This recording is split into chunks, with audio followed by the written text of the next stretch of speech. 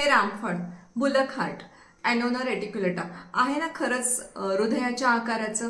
तर याची पाने गाई म्हशी खात नाहीत. मी आमच्या घराच्या बाहेर अंगणामध्ये दरवर्षी एका कोपऱ्यात एक झाड लावत होते आणि सतत त्या आंब्याचं झाड गाई म्हशी कोणीतरी खाऊन जायचं. शेवटी तिथे एक रामफळाचं झाड आलं आणि ते मात्र चांगलं छान भराभर वाढते.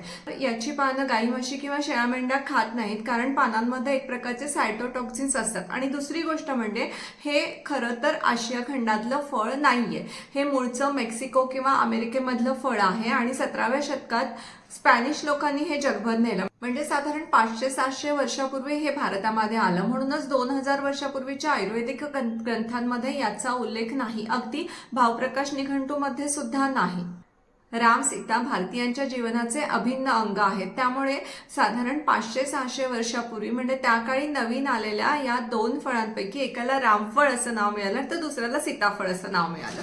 सहसा दिवाळीनंतर आमच्याकडे बाजारात येणारं हे फळ यावर्षी झालेल्या भरपूर पावसाळ्यामुळे मात्र मार्च महिना संपत आला तरी सुद्धा अजून पुष्कळ प्रमाणात बाजारात दिसतं आहे. या फळातील गर हा आयुर्वेदानुसार पित्तशामक किंवा शमन करणारा असं सांगितलेला आहे. ज्यांच्या पोटाची पचनाची तक्रार असेल त्यांनी रोज एक 50-60 ग्रॅम हा गर खाल्ला तर पचनाची तक्रार दूर होईल. पण जास्त प्रमाणात खाल्लं तर मात्र हे पचायला निश्चितच जड असं आहे.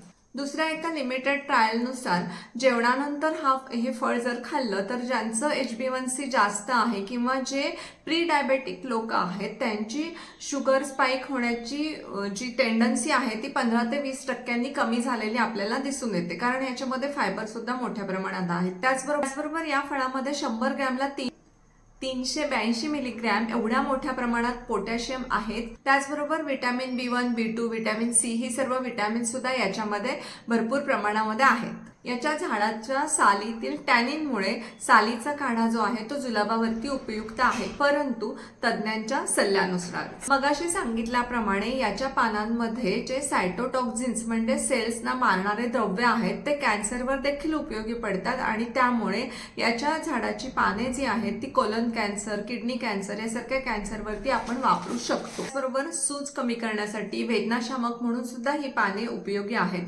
याचा गर जो आहे तो शामक मगाशी मी सांगितला असा असल्यामुळे अँझायटीमध्ये हे फळ आपल्याला उपयोगी पडतं. ज्या व्यक्तींना उन्हाळ्याच्या सुरुवातीला पित्ताचा जास्त त्रास होतो त्या व्यक्तींनी ह्याचा गर जरूर सेवन करावा. त्यामुळे त्यांच्या शरीरामध्ये जी जळजळ उत्पन्न होते, जी उष्णता वाढलेली असते ती कमी व्हायला मदत होते. इपिलेप्सी म्हणजे फिट येण्याच्या विकारांवर सुद्धा या पानांचे चूर्ण उपयोगी आहे. फळातील बिया मात्र विषारी आहेत, त्या खाऊ नयेत, तर पुढच्या वर्षी नवीन झाडं करण्यासाठी जरूर ठेवून द्याव्यात.